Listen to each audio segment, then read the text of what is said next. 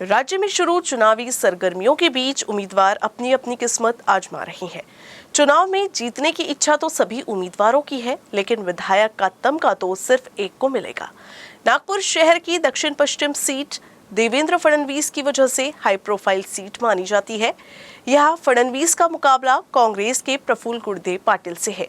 दोनों ही उम्मीदवार अपने अपने तरीके से जनता को रिझाने में जुटे हैं, लेकिन जीतेगा तो वही जिसे जनता का साथ मिलेगा। दक्षिण पश्चिम विधानसभा क्षेत्र के करीब 4 लाख मतदाता ईवीएम में अपना नाम दर्ज करा चुके 15 उम्मीदवारों की किस्मत का फैसला करेंगे। चुनावी समर में उम्मीदवारों के दावे कई होते हैं, लेकिन असल में दावों से इतर उम्मीदवार की जीत का सहारा तो मतदाता के वोट की मुहर पर ही निर्भर होता है। शहर की दक्षिण पश्चिम नागपुर सीट की जो मौजूदा परिस्थितियां हैं, उसके मुताबिक इस सीट पर भाजपा का पूरी तरह से दबदबा है। विधायक भी कोई सादा नेता नहीं, महाराष्ट्र में पार्टी का चेहरा पूर्व मुख्यमंत्री और मौजूदा उप मुख्यमंत्री देवेंद्र फडणवीस हैं।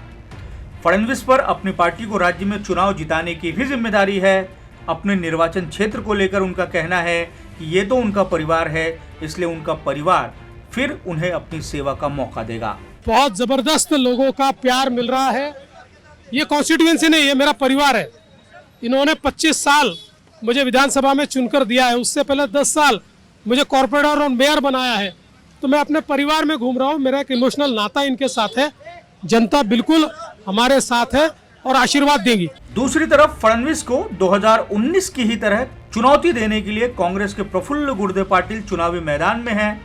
एक और जहां फडणवीस विकास को अपना मुद्दा बता रहे हैं, वहीं गुर्दे फडणवीस को 5 स्टार उम्मीदवार बता रहे हैं और अपनी जीत का दावा कर रहे हैं। भारतीय जनता पार्टी के उम्मीदवार है, वो 5 स्टार उम्मीदवार है, वो हाई प्रोफाइल उम्मीदवार है। वो सिर्फ रथ यात्रा कर रहे हैं और लोगों के बीच में तो 10 साल से तो नहीं गए, क्योंकि उनका बहुत काम है। उनको राज्य की राजनीति में कई पार्टियां उनको फोड़ना है, कई परिवार को उनको उद्ध्वस्त करना है। ये सारे काम रहने के कारण उनको मतदाताओं के लिए समय नहीं है। तो और मगर मतदाताओं को अपनी परेशानी किसी को बताना जरूर रहता है। इसलिए मैं मतदाताओं को संपर्क साध रहा हूँ और उसका जो रिस्पांस है, जो प्रतिशत मिल रहा है, भक्कम प्रतिशत मिल रहा है। इस सीट पर भाजपा और कांग्रेस के साथ वंचित बहुजन आघाड़ी भी दमखम के साथ मैदान में है, लेकिन उसका कितना असर होगा ये तो चुनावी परिणाम ही तय करेगा। बीते विधानसभा चुनाव की बात की जाए तो फडणवीस अपनी परंपरागत सीट पर मजबूत स्थिति में हैं। 2019 में हुए विधानसभा चुनाव में फडणवीस ने बड़े अंतर से जीत हासिल की थी। उन्होंने मौजूदा चुनाव के उम्मीदवार जो 2019 में फडणवीस के विरुद्ध मैदान में थे को 49,482 मतों से पराजित किया था। 2019 की तुलना में 2024 में बहुत हद तक राजनीतिक परिस्थितियां बदल चुकी हैं। कांग्रेस हाल ही में हुए लोकसभा चुनाव में आए परिणामों से उत्साहित है।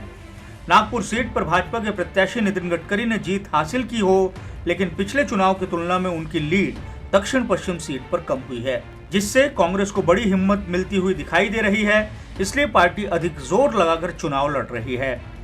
फडणवीस पर अपने राजनीतिक कद को देखते हुए 2019 की लीड को बरकरार रखने का दबाव है।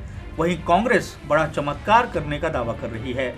इस सीट पर 3,99,921 मतदाता हैं।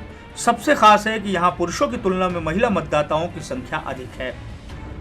3,99,921 मतदाताओं में 1,97,441 पुरुष जबकि 2,02,451 महिला मतदाता हैं। महिला मतदाताओं का सिर्फ उप मुख्यमंत्री के विधानसभा क्षेत्र में ही दबदबा नहीं है, बल्कि मौजूदा चुनावी मुद्दों में भी महिला केंद्र बिंदु में है। फडणवीस अपने क्षेत्र में देवा भाऊ के तौर पर प्रोजेक्ट किए जा रहे हैं, तो दूसरी तरफ विपक्ष महिला सुरक्षा के मुद्दे पर बतौर गृह मंत्री फडणवीस को घेर रहा है। दोनों प्रमुख उम्मीदवारों के मुद्दे जनता के बीच हैं। जीत किसे हासिल होगी ये तो 23 नवंबर की तारीख ही तय करेगी। Bureau report, UCN news, Nagpur.